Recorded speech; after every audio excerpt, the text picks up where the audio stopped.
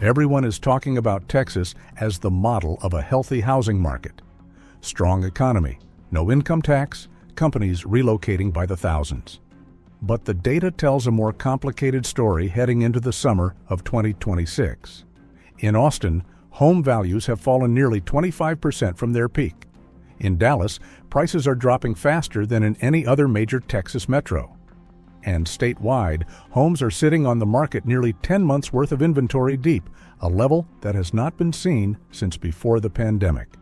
By the end of this video, you will know exactly where each major Texas market actually stands right now, why the state's own official forecast already looks too optimistic just a few months in, and what all of this means whether you are buying, selling, or holding property in Texas this summer. My name is David Cole. I am the Editor-in-Chief of Housing Intel. If you have not joined this channel as a member yet, I want to invite you to do that now.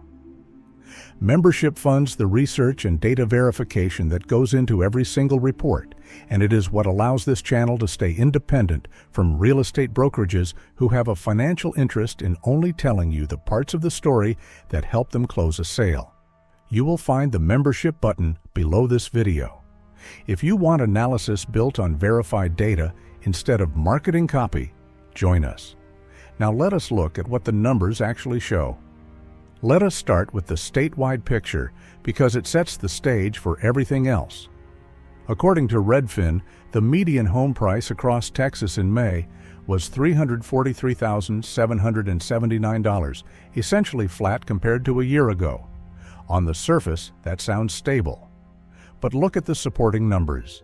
The median time a home sits on the market climbed to 68 days, 4 days longer than a year ago. And according to data compiled by the Texas Real Estate Research Center at Texas A&M University, the gold standard source for Texas housing data, active inventory, reached over 141,000 homes by the end of March, with 10.07 months of supply. To put that in context, 5 to 6 months of supply is considered a balanced market. Texas is sitting nearly double that. This is not a market quietly running out of homes. It is a market where homes are piling up faster than buyers are absorbing them. Here is a detail that deserves your full attention if you are tracking Texas real estate closely.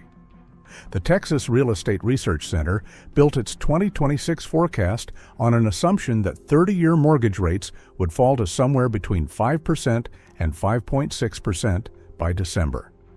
According to Bankrate, the actual 30-year fixed rate in May was 6.54%, more than a full percentage point above what the state's own research center expected.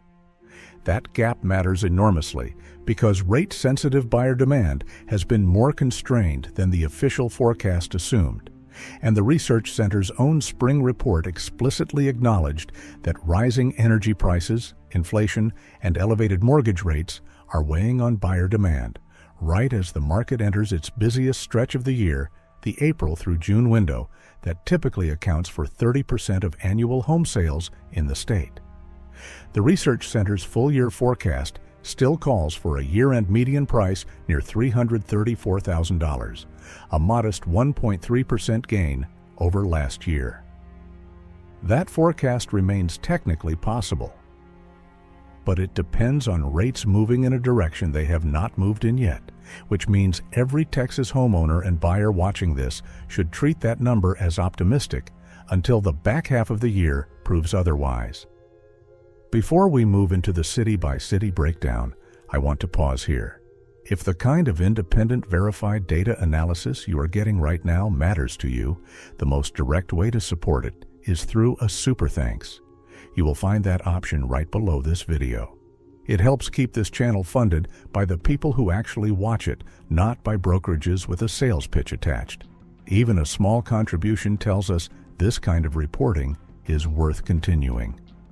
Now, back to the data, because the city-level breakdown is where this story gets genuinely interesting. Let us start with Austin, because this is the most dramatic correction of any major Texas market.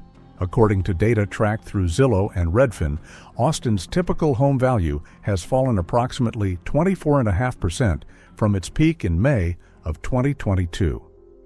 That ranks Austin among the 4 largest home value declines of any major metro in the entire United States since the correction began. The median sale price across the Austin metro now sits in the $414,000 to $440,000 range, according to Unlock MLS data reported in April, down from a city proper peak that pushed well past $500,000 at the height of the pandemic boom. Homes in the Austin metro are now averaging around 67 days on the market, with 4.7 months of supply. It is worth understanding why Austin overshot this badly in the first place, because the explanation matters for anyone trying to time a purchase there.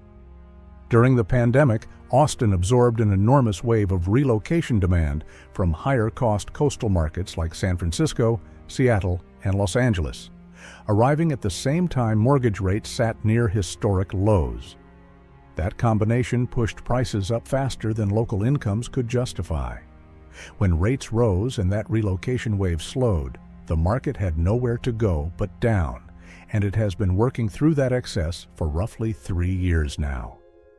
Some analysts believe the correction is nearing its floor, pointing to pending sales that climbed more than 15% in March, even as median prices kept falling, a divergence that often signals a market approaching bottom rather than one still in freefall. But months of supply sitting near 5 months means there is no structural urgency pushing prices back up quickly, even if the worst of the decline is behind it. Dallas-Fort Worth tells a different but equally important story. According to market analysis compiled from Redfin and Zillow data, Dallas is currently posting the steepest year-over-year price decline of any major Texas metro, with prices down somewhere around 4% compared to a year ago. Redfin puts the Dallas median sale price around $375,000, while Zillow's average home value estimate runs lower, around $301,697. The gap between those two figures itself tells you something. It means a wide range of price points are all under pressure at once, not just the high end of the market. Dallas spent years as one of the most reliably appreciating large metros in the country thanks to corporate relocations. That tailwind has not disappeared. Major employers have continued moving headquarters and regional operations into the metroplex. But it has clearly stopped being strong enough to offset higher rates and rising inventory on its own. The lesson here is that even a market with genuinely strong underlying job growth is not immune to a correction when financing costs and supply move against it at the same time. Houston is the outlier here, and in a good way for anyone holding property there. According to the Houston Association of Realtors May 2026 market update, pending sales of single-family homes climbed 5.8% year-over-year to 9,172 contracts, the strongest level of contract activity the metro has seen since May of 2022. Active listings rose 2.4% year-over-year, but months of supply held essentially flat at 5.1 months, well inside balanced market territory and nowhere near the pressure Austin and Dallas are facing. Houston's median sale price has stayed close to $345,000, virtually unchanged year-over-year, while the average sale price actually climbed 2.7%. Houston's relative affordability compared to Austin and Dallas appears to be doing real work here, keeping demand steady even as financing costs remain elevated. The chair of the Houston Association of Realtors pointed directly to this pattern in the May report, noting that the rise in contract activity reflects continued buyer confidence, even with borrowing costs still elevated. Unlike Austin, Houston never experienced the same scale of pandemic-era overshoot, in part because the metro's housing supply has historically kept pace with population growth thanks to the absence of restrictive zoning. That structural advantage appears to be insulating Houston from the sharper corrections playing out in Austin and Dallas. San Antonio rounds out the picture as the most affordable of the 4 major metros, with median prices generally in the $270,000 to $280,000 range. The Texas Real Estate Research Center's data shows new listings activity in San Antonio surged 39% from February to March alone, the strongest seasonal momentum the market has seen since 2021. That is sellers responding to demand, not retreating from it.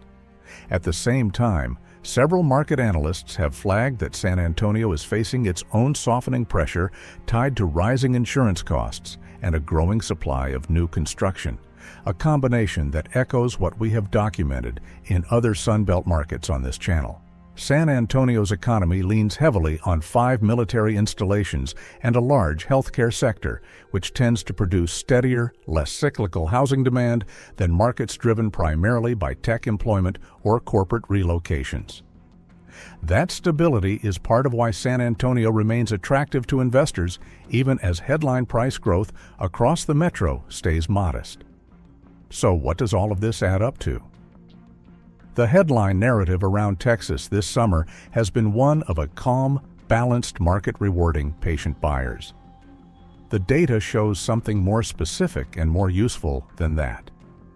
This is a market with real divergence underneath the statewide average. Austin is absorbing one of the most significant corrections of any major metro in the country. Dallas is declining faster than its Texas peers, despite a still strong corporate relocation story. Houston is demonstrating real resilience, with contract activity at a 4-year high. And San Antonio is seeing strong seller participation even as affordability pressures build underneath it. None of these 4 cities are experiencing the same market, even though they sit inside the same state and the same statewide statistics. What should you actually do with this information if you are selling in Austin or Dallas right now? Pricing to a comparable sale from 2022 is the single most common mistake costing sellers time and money, because the market has moved meaningfully since then in both cities, and an offer based on outdated comps will simply sit unsold while the listing grows stale. If you are buying in Austin specifically, the magnitude of the correction there means more of the adjustment may already be behind you than ahead of you. Though months of supply suggest there is still no urgency to rush a decision before you have done the math on what the monthly payment actually looks like at today's rates, not the rates from 3 years ago. If you are watching from Houston, the data suggests you are sitting in the steadiest of the 4 major Texas markets right now, which matters whether you are planning to sell, hold, or buy, because steady markets tend to reward patience more reliably than volatile ones. And statewide, the gap between the Real Estate Research Center's rate forecast and where rates actually sit is worth remembering every time you see a headline promising relief that has not yet shown up in the data. Forecasts are not guarantees, and the institutions that publish them are not immune to being wrong, even when they are the most credible source available. This is exactly why Housing Intel exists. Real estate marketing content wants you to believe every market is simply a great opportunity waiting for the right buyer or seller to show up. The data says Texas in the summer of 2026 is 4 distinct markets layered under one statewide number, and the differences between them matter more than the average. If this video gave you a clearer, more honest picture of where Texas real estate actually stands, subscribe to Housing Intel so you do not miss the next report.